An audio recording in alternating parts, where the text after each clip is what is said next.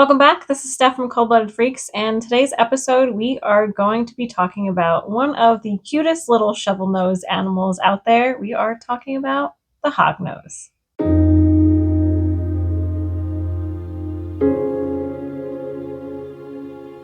We are specifically talking about the different types of albino in hognose.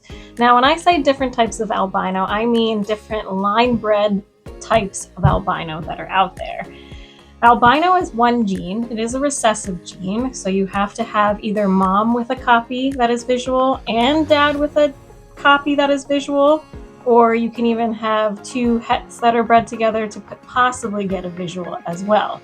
But in this case, with the line-bred albinisms that you see, you are breeding a very red albino with another very red albino. That's basically just showing those high melanin colors of those oranges that are more of a red coloration. And then they're breeding those animals together to get a baby in hopes of getting a baby that is as red or more red than the parents. And then they take those babies and they try to breed those together to keep that line going strong. It doesn't mean you're always going to get a very red baby. It does mean that you can get a more normal looking albino, but you can also get very bright reds. So we're going to be talking a little bit about those lines today.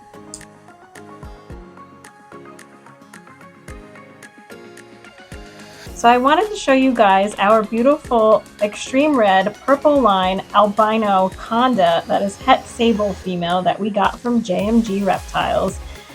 This beautiful girl is aging so nicely. This is one of the reasons why I wanted to talk about hognose, because she is just a stunning little animal. I love her colorations. I love how she's aging. As she ages, I swear that conda gives that breakup in the pattern a little bit, but also gives almost like this flame to each spot that just kind of stands out to me. And of course, the extreme red in her also makes her very vibrant, and she is just so stunning in person. And when we got her, I saw her pattern, I saw her color, and I was comparing so many other ones, and I was like, really like her. But we ended up with this beautiful girl, and I could not be happier.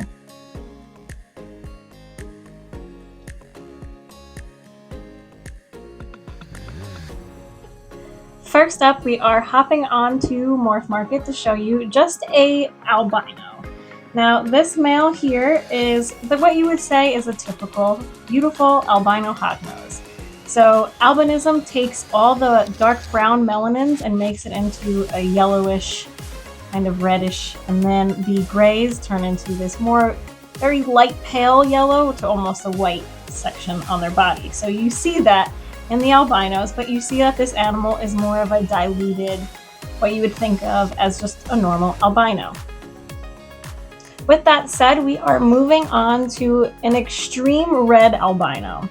So now with this boy, you do see that those ones that were in the other male, those more yellowish orange spots, they're actually red spots now. So now you can see where that line breeding is starting to really flame up a little bit, and you can see that even the areas that are more like, I guess you could say opaque or white, are even have some red and orange going on in them too. It's just a very beautiful looking animal, and you can start seeing the develop of this line of albino, which is extreme red. Next up is a purple line albino. You can see with this boy that his colors are what I would say almost creamier, but they are very rich and they're very solid in their delineation between each color. So you have the patterns on the back, and you have a very clear barrier between the spots and the yellow pigment that's on the body.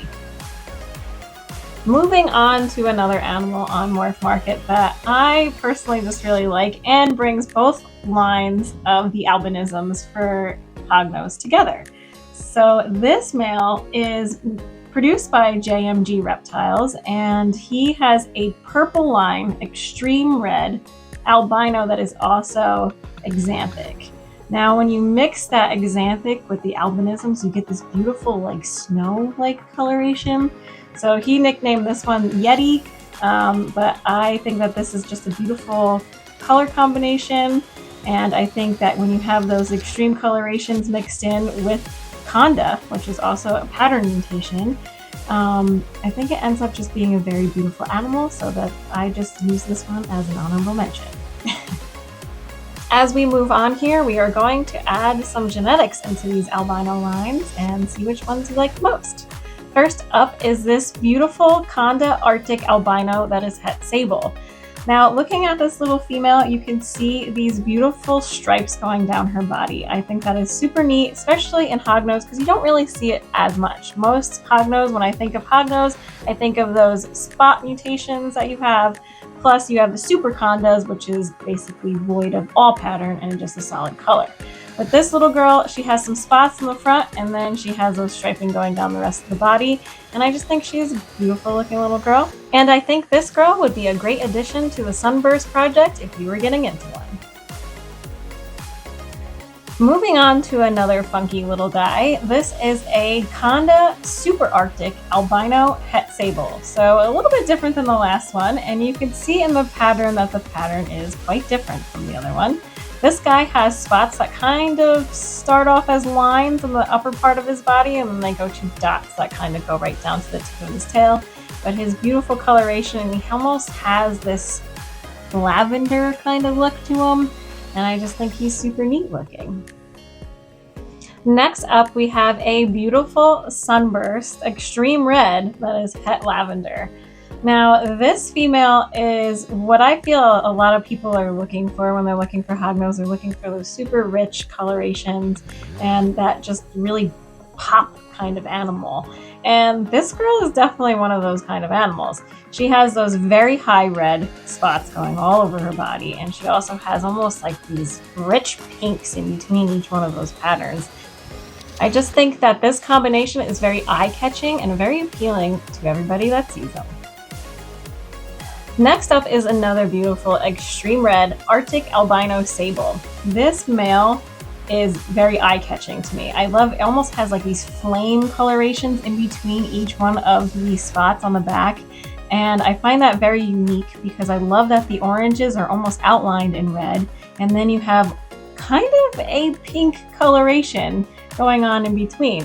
This animal is exactly what I would think of when I think of sunburst animals for these guys, because they just pop and you get almost like this candy look in a weird way. They do kind of look like what I would think of almost bubblegum kind of, but I just think they're beautiful and super, super neat because they do vary quite a bit, especially with the line-bred albinisms.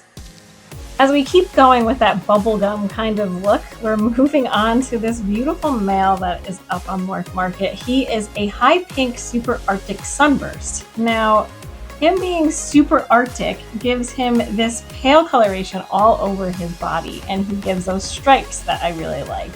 So he doesn't have as much of a breakup in between his pattern.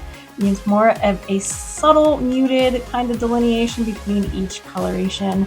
It's not as crisp, it's very faded into one another, but it's a very cute looking little animal. And it just has this very unique pattern for a hognose that you just don't see very often. And finally, we have a female sunburst that is a Conda Arctic Albino Sable.